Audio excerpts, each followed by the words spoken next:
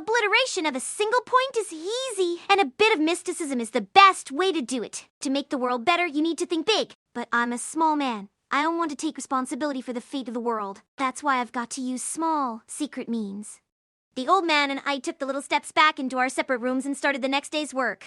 I had to find someone to play the part of the maid. I didn't have a maid in my family, so it would be impossible for me to be one. But that was no problem. We could always make do with a housekeeper who knew nothing about me. The following evening, the old man came down to dinner dressed in an elegant suit with a white collar and tie. He greeted me politely and offered me his arm. I didn't dare refuse. "You're quite the gentleman, young man," said the old man. I'd never have thought that my own son would be so polite to his own father. The maid appeared. She looked at him with respect, and she also looked at me. "This is my maid," I said. "She's been with me for a long time." We walked arm in arm into the dining room.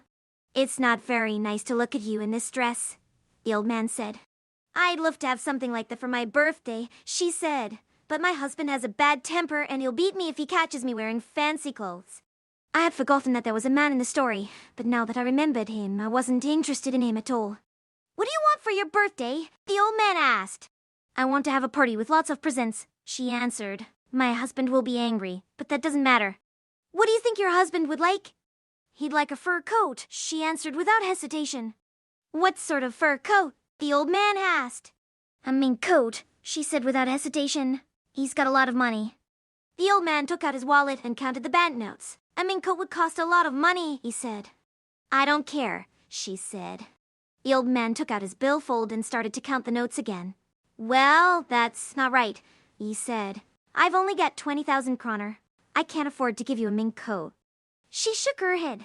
"If we're going to buy a fur coat, and let's buy a good one. I'll go out and buy us a nice fur coat and then we'll have a party," the old man said. He walked out and returned a moment later carrying a little box. He placed it on the table in front of me. It was about 2 inches square, made of brass and polished. Inside was a button the size of a matchbox, with a red line around the edge and an inscription.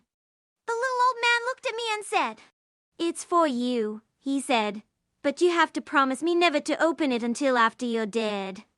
I took the button out of its box and looked at it. "Do you promise?" "Of course I promise." I placed it in my pocket and we sat down at the table. "My birthday's in 3 months," she said. "You must be sure to be there." The old man cleared his throat and looked at me with an air of importance. "And now you must tell me all about yourself," he said.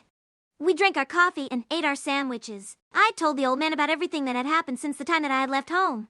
When I finished, the old man stood up and paced back and forth for some time. Then he stopped and stared at me with eyes full of tears.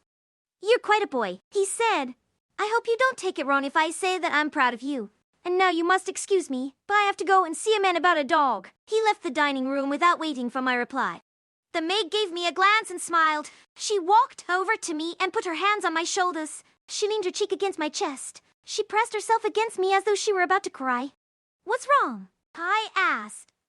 "Don't you understand?" she whispered. "You have to give me a fur coat too."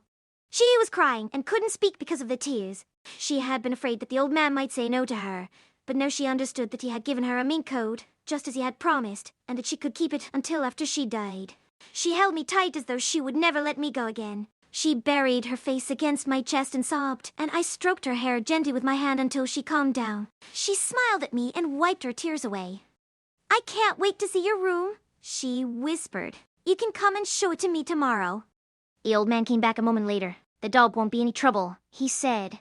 "No," I answered. "I've got everything under control." That night I went back to my room and slept alone again. The maid came in late the following evening. "It's beautiful," she whispered. "Everything is so beautiful." She stood still and looked around the room for a long time. And she picked up a silk scarf that I had laid across the back of a chair and kissed it. She went into the bathroom, removed her clothes, and wrapped herself in the towel hanging on the rack. Then she sat down on the bed and waited for me.